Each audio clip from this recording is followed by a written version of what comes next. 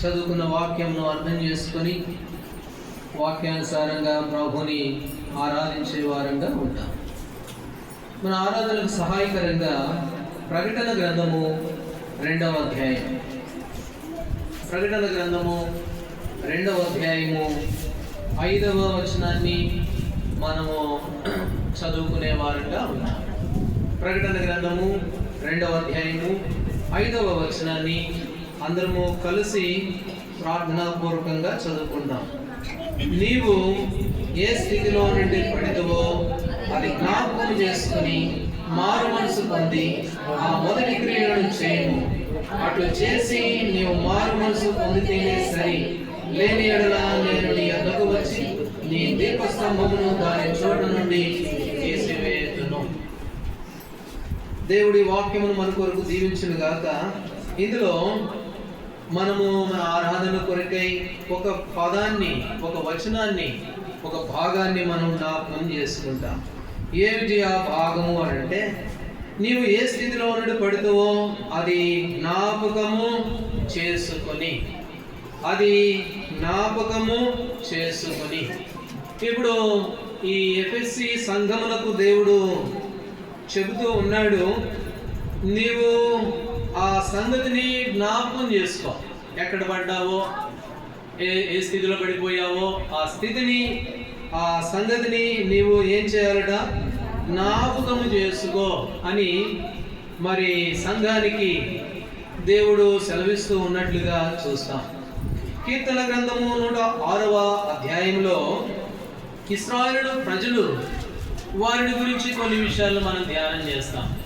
ఈ ఇశ్రాయేలు ప్రజలు ఏం చేస్తూ వచ్చారు అని అంటే, కీర్తన గ్రంథము 106వ అధ్యాయము 13వ వచనం,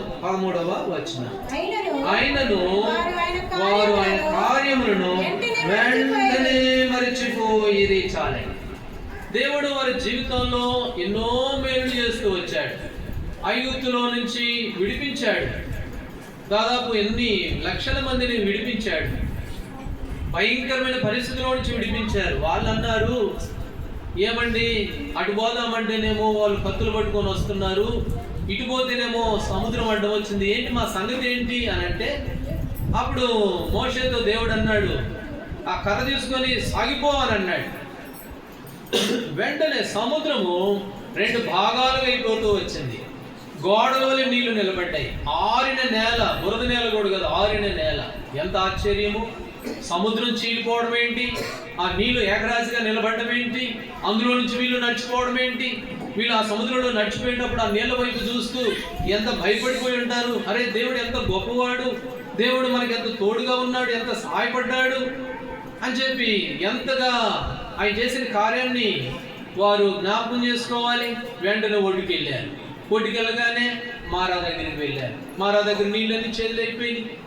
అయితే వాళ్ళు వెంటనే మరలా సనుగుతూ వచ్చారు. సముద్రాన్ని పాయలు చేసిన దేవుడు నీళ్లను మధురంగా చేస్తాడు కదా, మర్చిపోయారు వెంటనే. ఆ తర్వాత ఇంకొంచెం ముందుకు వెళ్ళగానే ఆహారం లేదు. ఐగుప్తులో సమాధులు లేవు అనుకున్నావా, ఇక్కడికి తీసుకొచ్చావు అరణ్యంలోకి. కాబట్టి ఎన్ని విధాలుగా ఇశ్రాయేలు ప్రజలు దేవుణ్ణి మరిచిపోతూ వచ్చారు అని అంటే, కీర్తనాకారుడు ఆ మాట అన్నాడు. వెంటనే వారు ఏం చేస్తూ ఉన్నారంటే, ఆయన కార్యాలని వెంటనే మర్చిపోయారు. వెంబడే, నిన్న కాక మొన్ననే జరిగింది, వెంబడే మర్చిపోయారు. అరే, మొన్ననే కదా సముద్రం నుంచి బయటకు వచ్చింది, ఆ కార్యాన్ని మర్చిపోయారు. నీళ్ళు అప్పుడే కదా మధురం చేసింది, ఆ సంగతిని మర్చిపోయారు. కాబట్టి ప్రజలు ఎలాంటి వారుగా ఉన్నారు అని అంటే, వారు మరిచిపోయే వ్యక్తులుగా ఉన్నారు. అందుకనే ఆ ఎఫెసీ సంఘంతో దేవుడు అన్నాడు, నువ్వు ఒకసారి జ్ఞాపకం చేసుకో. మర్చిపోయావేమో, మర్చిపోతూ ఉన్నావేమో, నువ్వు ఒకసారి జ్ఞాపకం చేసుకో, గుర్తు తెచ్చుకో, మనసుకు తెచ్చుకో. ద్వితీయోపదేశకాండము 32వ అధ్యాయము 18వ వచనం. ద్వితీయోపదేశకాండము 32వ అధ్యాయము 18వ వచనం చదవండి. నిన్ను పుట్టించిన ఆశ్రయ దుర్గమును విసర్జించితివి, నిన్ను కనిన దేవుని మరిచితివి, యెహోవా దానిని సూచించాలి. కాబట్టి నిన్ను కనిన దేవుణ్ణి నువ్వేం చేశావు, నువ్వు మర్చిపోయావు. ఇదే ద్వితీయోపదేశకాండం 8వ అధ్యాయంలో కూడా ఇంకో మాట కూడా చదువుతాం. 8వ అధ్యాయము 11వ వచనం. ద్వితీయోపదేశకాండం 8:11. నేడు నేను నీకు ఆజ్ఞాపించు ఆయన ఆజ్ఞలను విధులను కట్టడలను నీవు అనుసరింపగా నీ దేవుడని యెహోవాను మరచి కడుపారా తిని చాలు. ద్వితీయోపదేశకాండంలో 32లో ఏమన్నాడు? నిన్ను కనిన దేవుని నీవు మర్చిపోయావు. ఐగుప్తులో నుంచి తన బాహుబలం చేత విడిపించాడు. ఆయన నిన్ను కన్నవాడు, నిన్ను కన్న దేవుడు, నీ విషయమై శ్రద్ధ కలిగిన వాడు, నీపై ఆయన కనుదృష్టించిన వాడు, నిన్ను కన్న దేవుణ్ణి నీవేం చేసావు? నువ్వు మర్చిపోయావు.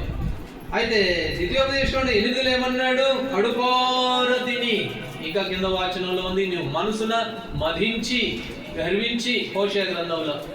కాబట్టి వారు ఏం చేస్తూ వచ్చారు అని అంటే వారు మరిచిపోయిన వ్యక్తులుగా ఉన్నారు.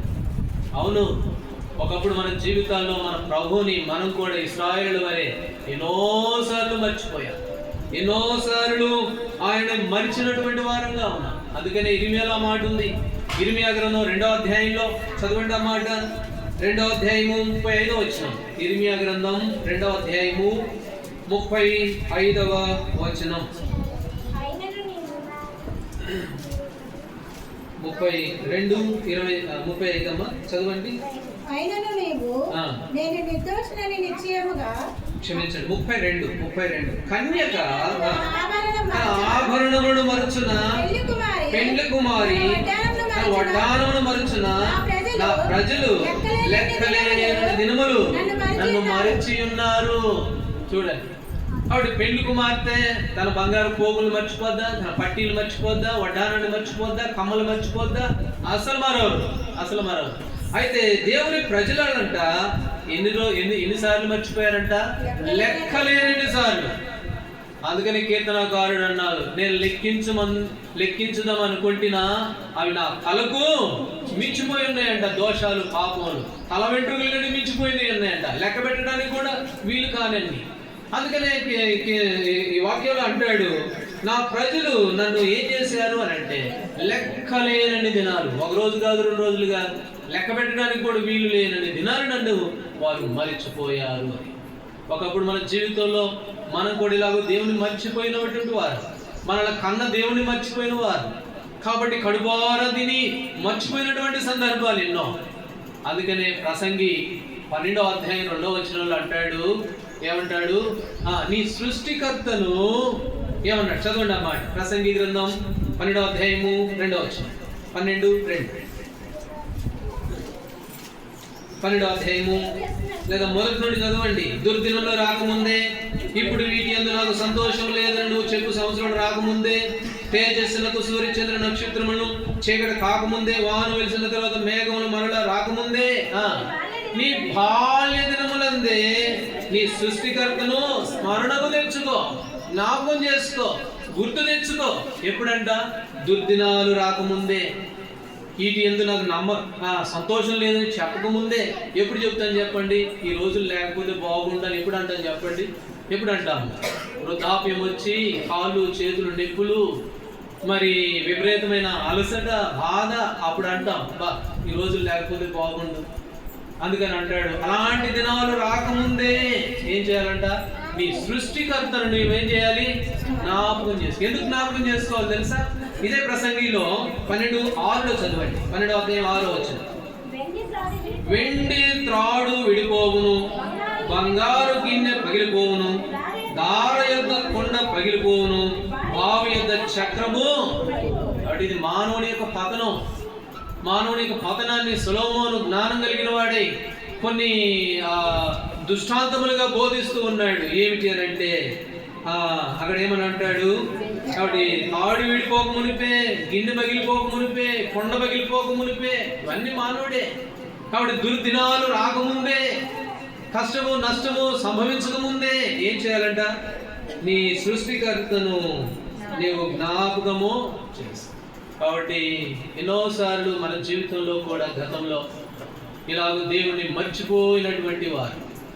కాబట్టి అందుకని అంటాడు కీర్తనల గ్రంథంలో, వారు వెంటనే ఏం చేశారంట? మర్చిపోయిరి. అయితే ద్వితీయోపదేశకాండం 8వ అధ్యాయము 18వ వచనం చదవండి. ద్వితీయోపదేశకాండము 8వ అధ్యాయము 18వ వచనం. కాగా నీ దేవుడైన యెహోవాను జ్ఞాపకం చేసుకొనవలెను. ఏలయనగా తో చేసిన నిబంధనను స్థాపింపవలెనని మీరు భాగ్యము సంపాదించుకొనుటకై సామర్థ్యము కలుగు. నీ దేవుడని యెహోవాను ఏం చేసుకోవాలంట? జ్ఞాపకం చేసుకోవాలి. జ్ఞాపకము చేసుకోవాలి. వాడి ఉదయకాల సమయంలో ఒకసారి జ్ఞాపకం చేసుకుందాం. ఎఫెసీ సంఘంతో అన్నాడు, కాబట్టి నువ్వే స్థితిలో పడ్డావో అది జ్ఞాపకం తెచ్చుకో, స్మరణకు తెచ్చుకో. ఎందుకు అనంటే దుర్దినాలు రాకమునిపే, వీటి అందు నాకు సంతోషం లేదని చెప్పు సంవత్సరాలు రాకమునిపే వాటిని జ్ఞాపకం చేసుకోవాలి. అయితే ఒకప్పుడు మన జీవితంలో మన దేవుని మనం మర్చిపోయాం. ఒకరోజు కాదు, లెక్కలేని దినాలు మర్చిపోయాం. అయితే దేవుడు అంటున్నాడు, మనము యెహోవాను దేవుణ్ణి ఏం చేయాలట? జ్ఞాపకం చేసుకోవాలి. ఎందుకు జ్ఞాపకం చేసుకోవాలి? ఎందుకు జ్ఞాపకం చేసుకొని ఆరాధించాలి? యేసుప్రభు అన్నాడు కదా బల్ల దగ్గర, దీనిని చేయనప్పుడు నన్ను జ్ఞాపకం చేసుకోండి అని అన్నాడు. ఆయన జ్ఞాపకం చేసుకోవడం అంటే ఏంటి? ఒకసారి 2025 సంవత్సరాలకి వెనక్కి వెళితే అప్పుడు జ్ఞాపకానికి వస్తాడు ప్రభువారు. ఈ రోజున ఆయన తిరిగి లేచాడు సజీవుడిగా. అయితే ఇంతకు ముందు 3 రోజుల క్రితం ఏమైంది? ఆయన యెరూషలేము వీధుల్లో కొట్టారు, ఈడ్చారు, గుద్దారు, గడ్డం పెరిగివేశారు, ఉమ్మ వేశారు, పిడుగుతులు గుద్ది నిన్ను కొట్టిన దేవుడు చెప్పని అపహాస్యం చేస్తూ వచ్చారు, ఎంత హేళన చేస్తూ వచ్చారు. ఇవన్నీ ఎందుకు ఆయన సహించాడు, ఓర్చుకున్నాడు అని అంటే కేవలం మన విషయమై మనం ఆయన కుమారుడుగా, కుమార్తెలుగా, కుటుంబాలుగా చేయబడాలని, ఆయనతో పాటు మనము సదాకాలం ఉండాలని ఆయన అంత గొప్ప త్యాగాన్ని ఆయన చేస్తూ వచ్చాడు. అన్ని కూడా జ్ఞాపకం చేసుకోవాలి. ఈ ఉదయకాల సమయంలో ప్రభు సన్నిధిలో జ్ఞాపకం చేసుకోవాలి. అవును ప్రభా, నీవు నా కొరకే కలవరి శిలువలో మరి బాధను అనుభవించావు, శ్రమను ఉందావు, కష్టపడ్డావు. నీ కలవరి శిలువలో మీ రక్తమంతా కార్చారు. ఎందుకంటే నా స్థితి ఎట్లాంటిదంటే వెంటనే మర్చిపోయేలాంటి వాడిని. కాబట్టి అలాంటి నన్ను ప్రేమించిన దేవుడు, అందుకని మిమ్మల్ని ఆరాధిస్తున్నాను, ఘనపరుస్తున్నాను అని చెప్పి ప్రభువుని స్తుతించవలసిన వారంగా ఉన్నారు. ఇక్కడ ద్వితీయోపదేశకాండం 8:18 అన్నాడు, నీ దేవుడైన యెహోవాను నీవు జ్ఞాపకం చేసుకోవాలి. జ్ఞాపకం చేసుకోకపోతే ఏమొస్తుంది? జ్ఞాపకం చేసుకోకపోతే ఏమవుతుంది? రండి, ద్వితీయోపదేశకాండం 32వ అధ్యాయము, ఇందాక మనం చదువుకున్నాం ఆ భాగము 19వ వచనం చదవండి. నీవు కనిన దేవుని మరచితివి, యెహోవా దానిని చూచెను, తమ కుమారుల మీదను కుమార్తెల మీదను క్రోధపడిను, వారిని అసహ్యించుకొని. కాబట్టి ఎవరైతే ఆయన మర్చిపోతారో వారిని దేవుడు ఏం చేస్తాడంటే చెప్పండి, అసహ్యించుకుంటాడు. ఎవరైతే మర్చిపోతారో మరిచిన వారిని ఆయన ఏం చేస్తాడంటే అసహ్యించుకునేవాడు. యెహెజ్కేలు గ్రంథము 23వ అధ్యాయము 35వ వచనం. యెహెజ్కేలు గ్రంథం 23:35వ వచనం చదవండి. దేవుడైన యెహోవా ఈ మాట సెలవిచ్చుచున్నాడు, నీవు నన్ను మరచి వెనుకకు త్రోసితివి కనుక నీ దుష్కార్యమును వ్యభిచారమును రావలసిన శిక్ష నీవు. కాబట్టి నీవు మరిచావు, యెహోవా దానిని చూచెను. ఎవరైతే నిన్ను కనిన దేవుడు నువ్వు మర్చిపోయావు ద్వితీయోపదేశకాండం అంటే దానిని దేవుడు చూశాడంట. అయితే చూసి ఏం చేస్తున్నాడు? అసహించుకుంటూ ఉన్నాడు. అయితే మరిచిన వారి విషయంలో ఏం జరుగుతుందంట? దానికి రావలసిన శిక్ష నీవు భరించు. మర్చిపోయిన వారి మీదకి ఏముంది అని అంటే, ఒకటి అసహించుకుంటాడు, రెండవది వారికి రావలసిన శిక్ష ఏం చేస్తాడు? వారి మీదకి తీసుకొని రాబడుతుంది. 50వ అధ్యాయం కీర్తనల గ్రంథం 50వ అధ్యాయము 22వ వచనం. 50వ అధ్యాయము, దేవుని మరచువారులారా దీనిని యోచించుకొనుడి, లేని ఎడల నేను మిమ్మల్ని చీల్చివేయుదును, తప్పించువాడు ఎవడునూ లేకపోను. ఎవరైతే దేవుని మర్చిపోతారో వారిని తప్పించడానికి భూమి మీదకి ఎవరు కూడా ఉండరంట. కాబట్టి మర్చిపోతే మూడు నష్టాలను చూసాం. ఏంటి 3 నష్టాలంటే? ఒకటి, దేవుడు అసహించుకుంటాడు. రెండోది, మర్చిపోయిన వారి మీదకి రావాల్సిన శిక్ష వారి మీదకి వస్తుంది. మూడోది, తప్పించేవాడు కూడా ఎవడు ఉంటాడు. ఇదే కీర్తనల గ్రంథం 9వ అధ్యాయం 10వ వచనంలో ఒక మాట ఉంది. దేవుని మరుచు జనులందరూ, చదవండి 9వ అధ్యాయం 17వ వచనం. కీర్తనల గ్రంథం 9. దుష్టులను దేవుని మనుషు జనులందరూ పాతాళంలోనికి దిగిపోవుదురు. ఎక్కడికి పోతారంట? దేవుని మరిచే వాళ్ళు పాతాళములకు దిగిపోవుదురు. కాబట్టి అసహించుకుంటాడు, శిక్ష తీసుకొస్తాడు. అంతేకాకుండా తప్పించే వాళ్ళు ఎవరు ఉండరు. అటు వారు ఎక్కడికి వెళ్తారు అంటే పాతాళముకు దిగి వెళ్ళేవారుగా. యోబు గ్రంథంలో యోబుకు మాట అన్నాడు. రండి చదువుతాం ఆ మాట. 8వ అధ్యాయము, యోబు గ్రంథం 8వ అధ్యాయము 12-13 వచనాలు. అది కోయబడక మునుపు బహు పచ్చగానున్నది గాని మొక్కలన్నిటికంటే త్వరగా వాడిపోవు. దేవుని మరుచువారందరి గతి అట్లే ఉన్నది. ఒక చెట్టుల గురించి చూస్తూ, ఒక కొమ్మను గురించి చూస్తూ, అది కోయబడక ముందు ఎట్లుంటదంట? పచ్చగా ఉంటది, కానీ కోసిన తర్వాత ఏమవుతుంది? వెంటనే వాడిపోద్దంట. దేవుని మరుచు జనులందరూ గతి అట్లే ఉంది. కాబట్టి ఎంత భయంకరమో దేవుని మరిచిన వారి మీదకి ఉన్నటువంటి శిక్ష ఎంత భయంకరం. అయితే ఇందాక ఓ పాట పాడుకున్నాం. ఏం పాట చెప్పండి? అప్పటేనా? తన గర్భం కాదు, తల్లి అయినా మర్చినాను. అది కూడా కాబట్టి తల్లి అయినా మర్చిపోతేమో, కానీ నేను నిన్ను మరువను. కాబట్టి దేవుని మరుచు వారి జనుల గతి ఎట్లుంటుంది అని అంటే, ఆ పచ్చని మొక్క ఉన్నప్పుడు ఎట్లుంటుందో కోసేసిన తర్వాత ఇట్లా వాడిపోతుంది. అట్లయిపోద్ది, శిక్షించబడతాం. అంతేకాకుండా ఇంకా ఏం చేయబడతాము అంటే తప్పించబడు కూడా ఎవడు ఉండడు, పాతాళానికి దిగిపోతారు. అయితే దేవుడు ఏం చేస్తూ వచ్చాడు చూడండి. ఇర్మియా గ్రంథము 39వ అధ్యాయం, ఇర్మియా గ్రంథం 39:18 వచనం చదవండి. 39వ అధ్యాయము 18.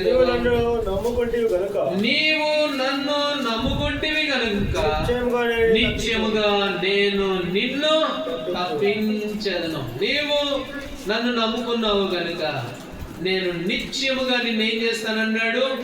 తప్పించెదను. కాబట్టి తప్పించబడ్డాం. ఇక్కడ ఉన్న వారంతా తప్పించబడిన వారే. ఒకప్పుడు మర్చిపోయిన వారమేలే, కానీ అయితే మన మీద శిక్ష తీసుకొని రాబడాల్సి ఉందిలే. కానీ అయితే ప్రభు మనల్ని ఏం చేస్తూ వచ్చాడు? మనల్ని తప్పించాడు. 33వ అధ్యాయం కీర్తనల గ్రంథం 16వ వచనం. 33:16. ఏ రాజును సేనా బలము చేత రక్షింపబడడు, ఏ వీరుడును అధిక బలము చేత తప్పించుకోలేడు. ఏ రాజు కూడా తనకున్న బలాన్ని బట్టి మరి విజయం పొందడు.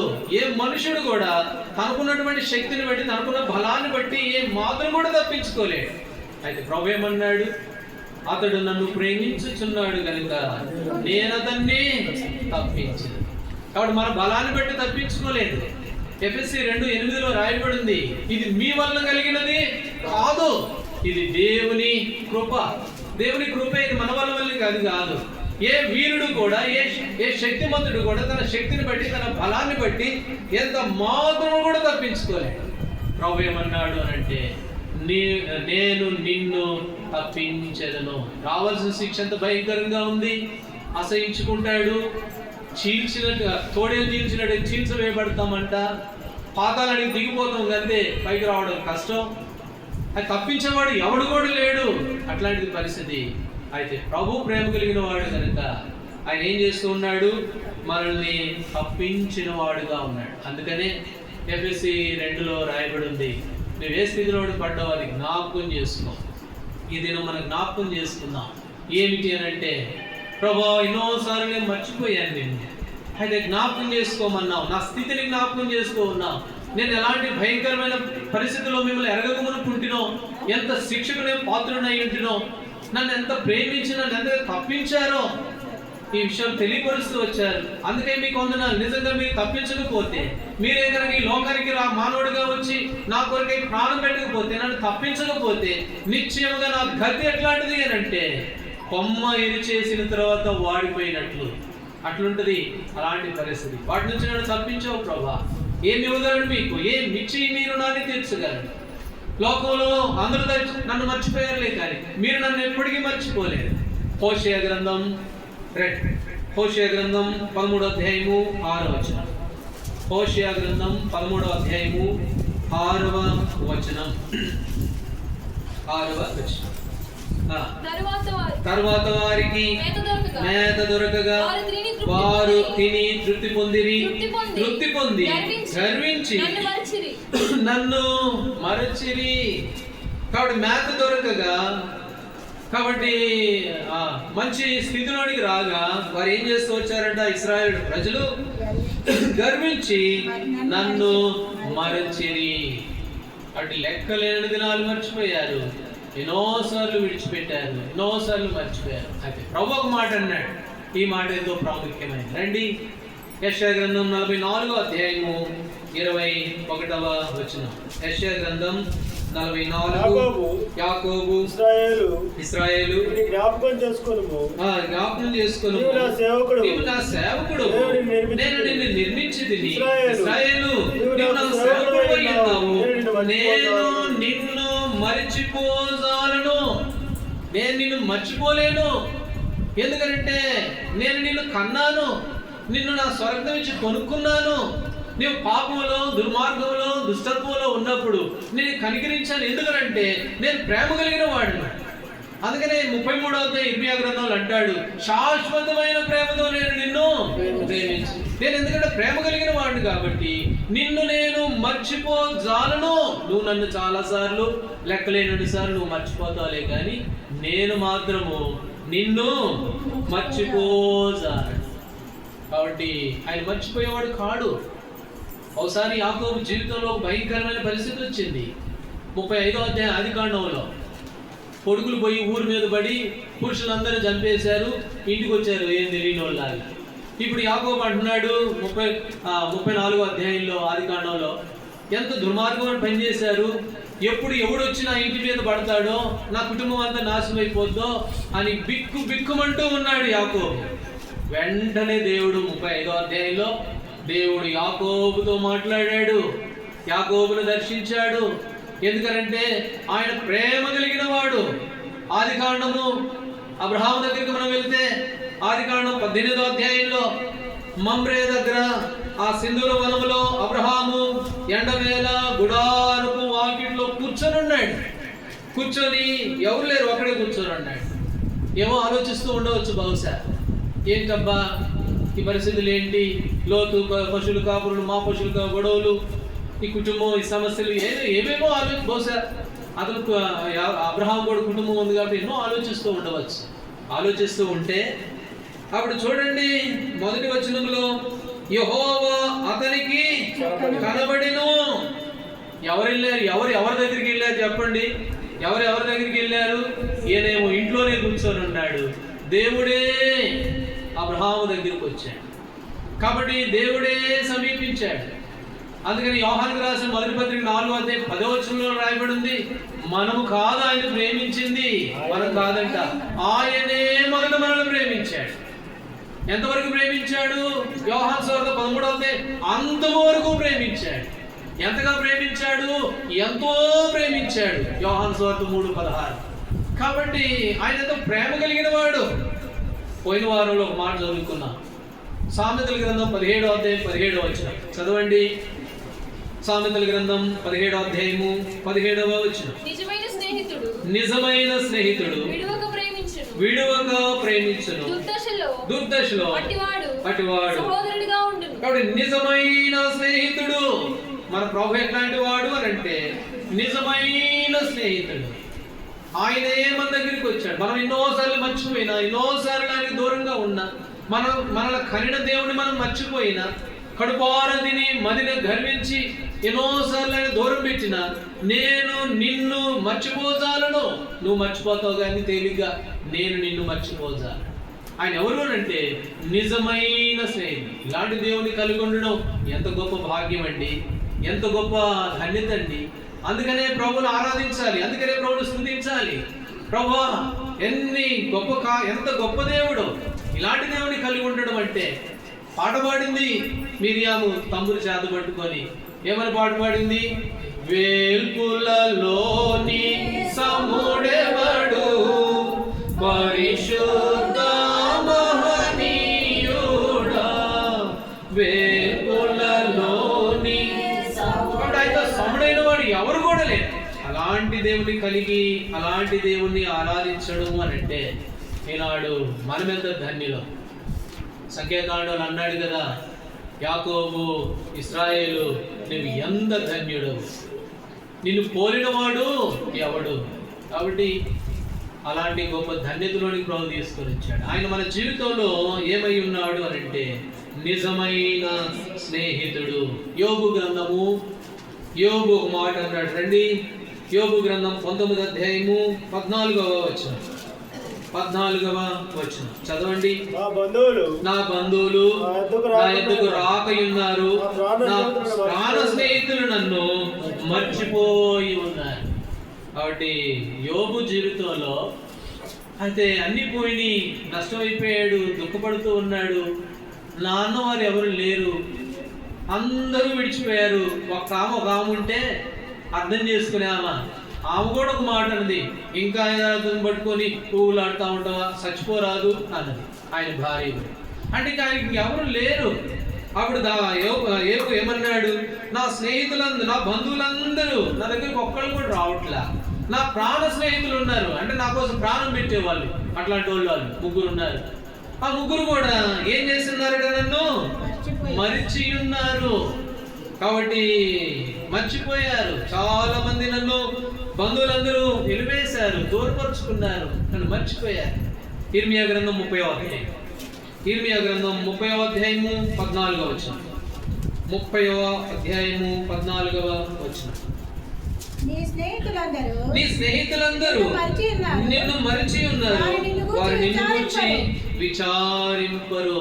నీ స్నేహితులందరూ నిన్ను మర్చిపోయారు, బంధువులంతా దూరం అయిపోయారు, ప్రాణ స్నేహితులు మర్చిపోయారు.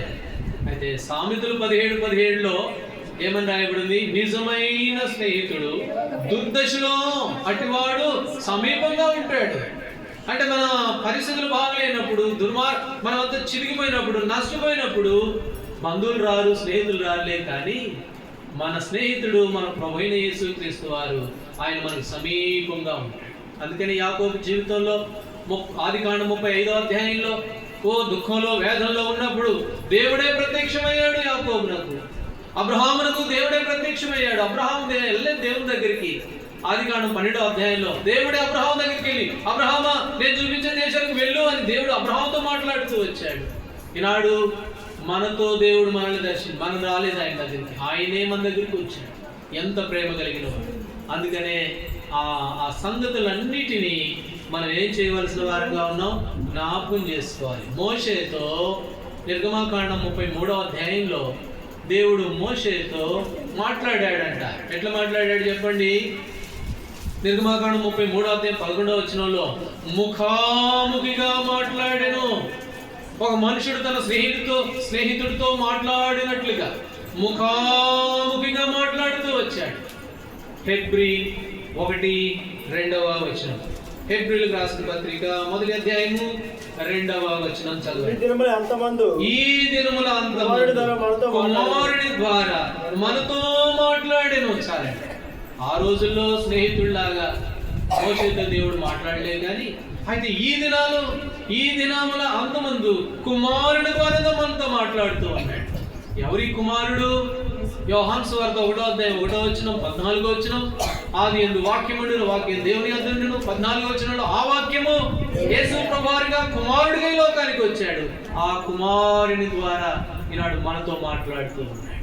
కాబట్టి ఆయన మనకి ఎవరు అనంటే నిజమైన స్నేహితుడు. మోషేతో మాట్లాడాడండి, వాళ్ళు స్నేహితులు కాబట్టి అబ్రహాంతో మాట్లాడాడండి, ఆయన స్నేహితుడు కదా.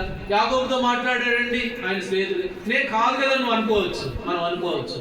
ఈ దినముల అంతమందు ఈ వాక్యము ద్వారా మనతో మాట్లాడుతూ ఆయన మనకేమై ఉన్నాడు అనంటే నిజమైన స్నేహితుడు. ఆయన మనకు నిజమైన స్నేహితుడు. లోకంలో మనల్ని స్నేహితులు, బంధువులు విడిచిపెట్టచ్చు, కానీ యెషయా 44లో రాయబడిన ప్రకారం నేను నిన్ను మరిచిపోజాలను. ఆయన మరిచేవాడు కాదు. అందుకని ఎఫెసీ సంఘముతో చెబుతూ ఉన్నాడు, నీవు ఆ సంగతులన్నింటినీ జ్ఞాపకం చేసుకో. కాబట్టి ప్రభుని జ్ఞాపకం చేసుకో అని చెప్పినట్లుగా మనం చూస్తాం. కాబట్టి ఈ ఉదయకాల సమయంలో మనం కూడా మన ప్రభుని జ్ఞాపకం చేసుకోవాల్సిన వారంగా ఉన్నాం. అందుకనే హెబ్రీ 13:5 అంటాడు, నేను నిన్ను ఏ మాత్రమును విడువను ఎడబాయను. నేను నిన్ను మర్చిపోను.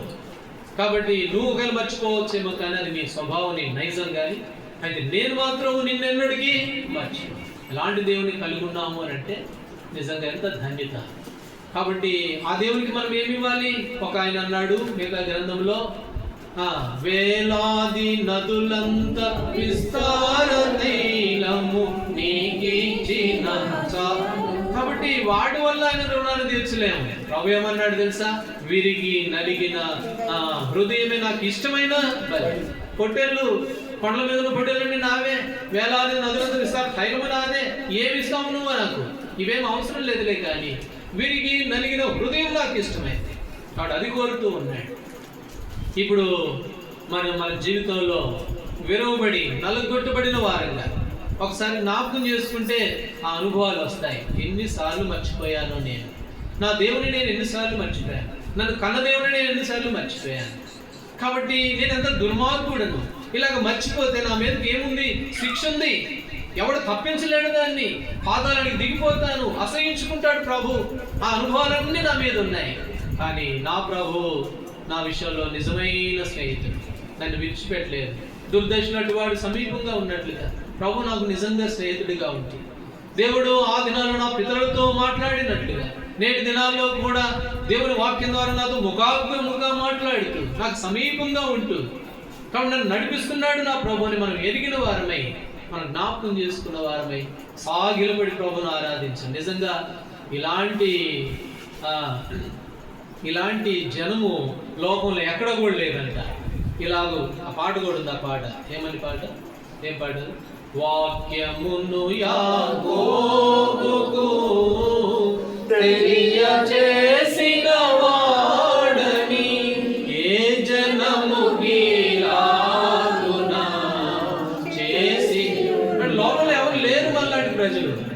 దేవుడు మనతో ముఖాముఖిగా ప్రతి దినము మాట్లాడుతూ మనకు సమీపంగా ఉంటూ మనం తప్పిపోయినా కూడా మనల్ని ప్రేమించిన వాడే 99 వదిలిపెట్టి ఒకదాన్ని పోయి వెతికి తెచ్చినట్లుగా మన విషయంలో ఎంత శ్రద్ధ కలిగిన వాడే నిజమైన స్నేహితుడిగా మనకుంటూ సమీపంగా ఉంటూ నడిపిస్తూ అలాంటి దేవుని మనం ఈ ఉదయకాల సమయంలో మనం ఆరాధించి స్తుతించవలసిన వారంగా ఉన్నాం. కనుక మర్చిపోయే వారి గతి ఎట్లుంటుందో మనం చూస్తూ వచ్చాం. నిత్యముగా దానికి మనం పాత్రులమే. అయితే ప్రభు మనల్ని ఏం చేశాడు? అతడు నాకు ఇష్టడు కనుక నేను అతన్ని ఏం చేశాను? తప్పించాను. దేవుడు తప్పించాడు మనల్ని విడిపించబడ్డాం. తప్పించబడినటువంటి జాబితాలో మనం ఉన్నాం ధన్యులం. అందుకని ఉదయకాల సమయంలో ప్రభువా, వ్యక్తిగతంగా నా పట్ల ఎంత శ్రద్ధ కలిగి ఉన్నాం, ఎంత ప్రేమ కలిగి ఉన్నాం. మీ ప్రేమకు ఏమి ఇవ్వగలను? ఏమి ఇచ్చిన రుణస్థుడను. అందుకనే మిమ్మల్ని జ్ఞాపకం చేసుకుంటూ మీరు చేసిన త్యాగాన్ని ఒకసారి జ్ఞాపకం చేసుకుంటూ నా కొరకే కలవరి శిలువలో మీరు పొందిన అవమానము, శిక్ష, బాధ ఇవన్నీ నేను జ్ఞాపకం చేసుకుంటున్నాను. ఇవన్నీ నా కొరకే. నా చేతులతో చేయరాని చేసిన పాపముల నిమిత్తం నా చేతులకి రావాల్సిన శిక్ష మీ చేతుల్లో కొట్టించుకున్నారు. పోవద్దు అన్న స్థలానికి ఎన్నిసార్లు నా పాదాలు పోయినాయో ఆ పాదాలకు రావాల్సిన శిక్ష మీ పాదాలకు తగిలించుకున్నారు. నేను తలతో చేసిన పాపాలు, ఎన్ని ఆలోచనలు, ఎన్ని దుర్మార్గం, ఎంత కీడు, వీటికి తల మీదకి రావాల్సిన శిక్ష మీ తల మీదకి వచ్చింది. కాబట్టి ఇవన్నీ మనకు బదులుగా ప్రభు అనుభవించాడు. అవన్నీ ఒకసారి జ్ఞాపకం చేసుకొని కృతజ్ఞత హృదయంతో నింపబడి సాగిలపడి ఆత్మతో సత్యంతో ప్రభుని ఆరాధించవలసిన వారంగా ఉన్నాం. దేవుడు ఆ విధంగా మనకు సహాయపడుగా. వీళ్ళ వాక్యమును బట్టి క్లుప్తంగా ఒకరి తర్వాత ఒకరు గత వారంలో ప్రభుని ఆరాధించలేని వారు మొదటగా సమయం తీసుకొని ఆ తర్వాత మిగిలిన వారు క్లుప్తంగా త్వరగా ప్రభుని ఆరాధించవలసిందిగా మీకు మనవి చేస్తున్నాం.